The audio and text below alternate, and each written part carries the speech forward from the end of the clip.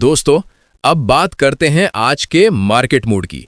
बहुत सारे लोग ये सोच रहे हैं कि क्या 31 अक्टूबर के बाद सोने और चांदी की कीमतों में कोई बड़ा बदलाव आने वाला है।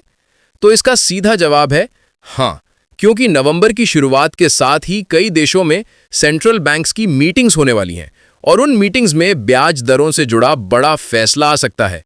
अगर ब्याज दरें घटती हैं तो सोने की कीमतें बढ़ेंगी, क्योंकि कम ब्याज दरों पर लोग पैसा गोल्ड में लगाते हैं। इसलिए आने वाले कुछ दिनों में गोल्ड मार्केट में हलचल तेज हो सकती है।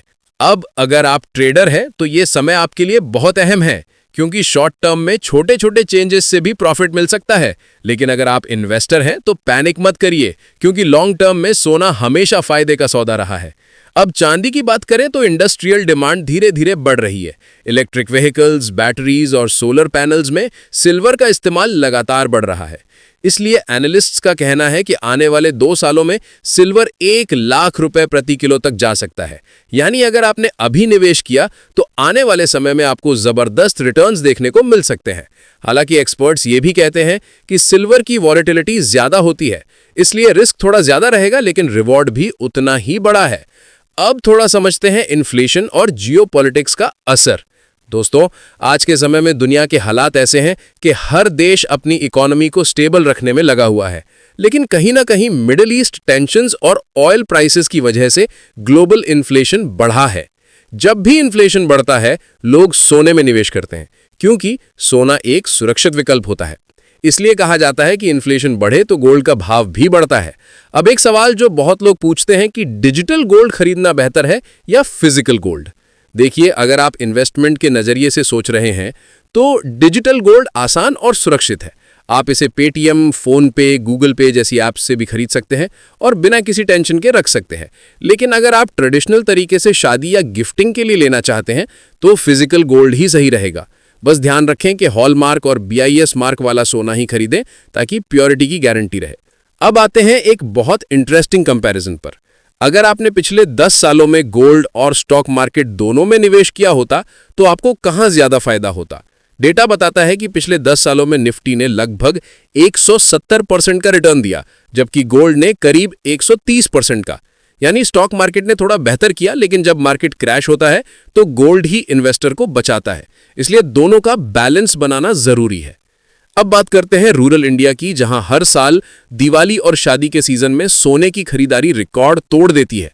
इस साल भी गांव में डिमांड काफी मजबूत है, क्योंकि पिछले साल अच्छी फसल के बाद लोगों की बाइंग पावर बढ़ी है। इसी वजह से ज्वेलर्स को उम्मीद है कि इस बार सेल्स 20% तक ज्यादा रह सकती हैं। अब अगर आप गोल्ड लोन लेने की सोच रहे हैं तो ये जानकारी जरूरी है। अभी गोल्ड लोन पर इंटरेस्ट रेट्स 8% से 10% के बीच है। अगर आपके पास गोल्ड है और आप शॉर्ट टर्म लोन चाहते हैं तो ये बेहतर विकल्प है, क्योंकि प्रोसेसिंग तेज होती है और डॉक्यूमेंट्स कम लगते हैं। लेकिन ध्यान रखें कि अगर रिपेमेंट नहीं हुआ तो आपका गोल्ड नीलाम भी किया जा सकता है। अब चलते हैं ग्लोबल मार्केट की तरफ, जहां गोल्ड ETF में भारी इनफ्लो देखने को मिल रहा है। पिछले महीने अकेले US मार्केट में करीब $3 बिलियन का नया पैसा गोल्ड ETF में आया है। इसका मतलब यह है कि इन्वेस्टर फिर से सेफ एसेट की तरफ लौट रहे हैं। इससे साफ संकेत मिलता है कि आने वाले महीनों में सोना फिर रिकॉर्ड तोड़ सकता है। अब बात करते हैं कुछ प्रेडिक्शंस की जो बड़े फाइनेंशियल एक्सपर्ट्स ने की है। ब्लूमबर्ग और गोल्डमैन सैक्स का मानना है कि 2026 तक सोने की कीमतें $2600 पर आउंस तक जा सकती हैं। यानी भारतीय मार्केट में इसका मतलब होगा करीब 70,000 रुपए प्रति 10 ग्राम। वहीं सिल्वर इंस्टीट्यूट का कहना है कि सिल्वर डिमांड अगले 3 सालों में 25% तक बढ़ेगी, जो प्राइस को 90,000 रुपए प्रति केजी के पार ले जा सकती है। अब थोड़ा ध्यान देते हैं आम लोगों की बाइंग बिहेवियर पर। पहले लोग ज्वेलरी के लिए सोना खरीदते थे, लेकिन अब इन्वेस्टमेंट पर्पस से कॉइन्स और बार्स भी खरीदे जा रहे हैं। इस साल गोल्ड कॉइन्स की बिक्री में 40% की वृद्धि दर्ज की गई है। इससे यह पता चलता है कि लोग अब सोने को केवल गहनों के रूप में नहीं, बल्कि बचत और निवेश के रूप में भी देखने लगे हैं। अब अगर आप जानना चाहते हैं कि सोने की कीमतें कैसे तय होती हैं, तो इसे भी समझ लेते हैं। सोने का भाव तय करने में 5 बड़ी कंपनियों की भूमिका होती है, जिन्हें बुलियन बैंक्स कहा जाता है। ये रोजाना ग्लोबल मार्केट में डिमांड और सप्लाई देखकर एक बेंचमार्क रेट तय करती हैं, जिसे लंदन बुलियन एसोसिएशन जारी करती है। भारत में ये रेट डॉलर और रुपए के अनुसार एडजस्ट होकर घोषित होता है। अब कुछ लोग पूछते हैं कि क्या ये सही समय है सोना खरीदने का? तो इसका जवाब है हाँ, अगर आप शॉर्ट टर्म के बजाय लॉन्ग टर्म सोचते हैं, क्योंकि दिवाली से पहले और ग्लोबल अनसर्टेनिटी के बीच ये भाव अगले साल तक और बढ़ सकते हैं। लेकिन अगर आपको इमीडिएट यूज के लिए चाहिए तो थोड़ी प्राइस करेक्शन का इंतजार भी किया जा सकता है। अब बात करते हैं सबसे ज्यादा पूछे जाने वाले सवाल की कि गोल्ड प्योरिटी कैसे जांचें। तो ध्यान रखें कि हर जेन्युइन ज्वेलरी पर BIS हॉलमार्क और 6 डिजिट कोड होता है, जिसे आप BIS केयर ऐप से स्कैन करके वेरीफाई कर सकते हैं। इससे आपको पता चल जाएगा कि सोना असली है या नकली। अब एक मजेदार फैक्ट जानिए, क्या आप जानते हैं कि भारत दुनिया का दूसरा सबसे बड़ा गोल्ड कंज्यूमर है? पहले नंबर पर है चाइना और तीसरे पर अमेरिका। भारत हर साल लगभग 800 से 900 टन सोना इंपोर्ट करता है और यही वजह है कि गोल्ड मार्केट पर भारत का बहुत बड़ा असर होता है।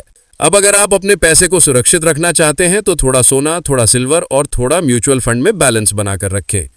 इससे मार्केट गिरने पर भी आपको नुकसान नहीं होगा और स्टेबिलिटी बनी रहेगी। अंत में दोस्तों मैं ये कहना चाहूंगा कि गोल्ड सिर्फ एक मेटल नहीं बल्कि सेंचुरी से भरोसे का प्रतीक रहा है। चाहे मार्केट ऊपर जाए या नीचे, सोना हमेशा अपनी वैल्यू बनाए रखता है। इसलिए सोच समझकर निवेश करें और मार्केट ट्रेंड्स को रेगुलर बेसिस पर फॉलो करते रहें।